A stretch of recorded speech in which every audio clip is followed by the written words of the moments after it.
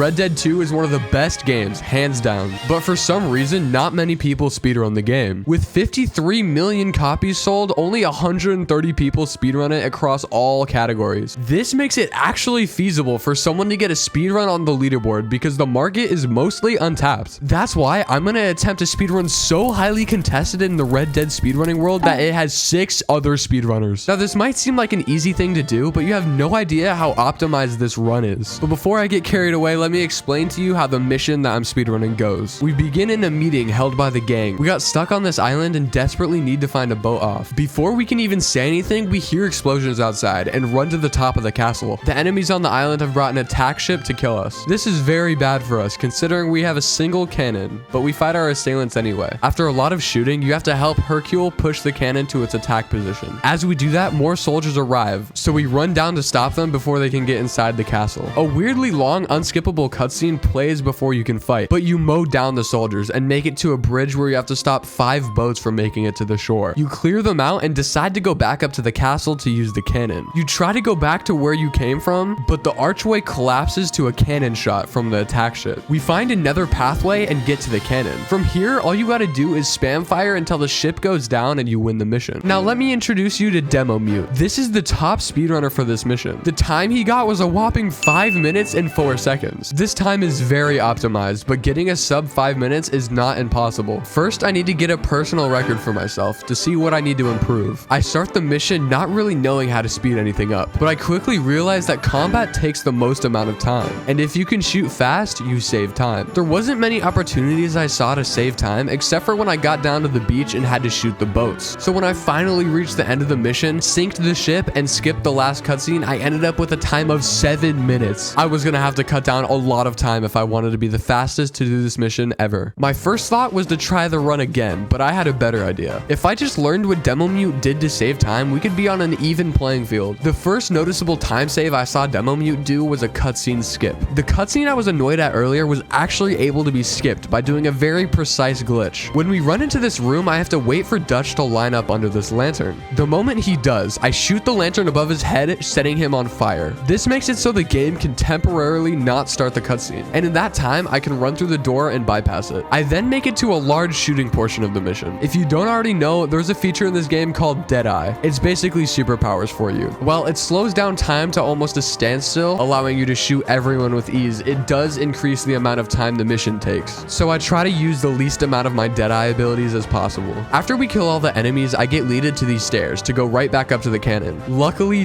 Mute knows a huge time save. And yes, I'm just going to steal it. In a normal run, you have to go all the way back up the stairs, which wastes at least a few minutes. In this run, all I have to do is go back down the stairs and climb this easily accessible rock. You jump up right where you end up by following the stairs, saving you a ton of time. I get to the cannon and start firing, finishing this mission in 5 minutes and 30 seconds. So close. Now I just have to brute force it. It has to work at some point. I run back through the room, shoot the lantern, and skip the cutscene. I shoot my way up back through the beach. I take out each boat one by one and make it to the stairs. I climb the rocks and make it back to the cannon. It all comes down to this. If I miss a single cannon shot, it's gonna be really close. 1 shot, 2 shots, reload, and then I miss. I quickly shoot again, hoping that I still have a speedrun world record time. The ship sinks.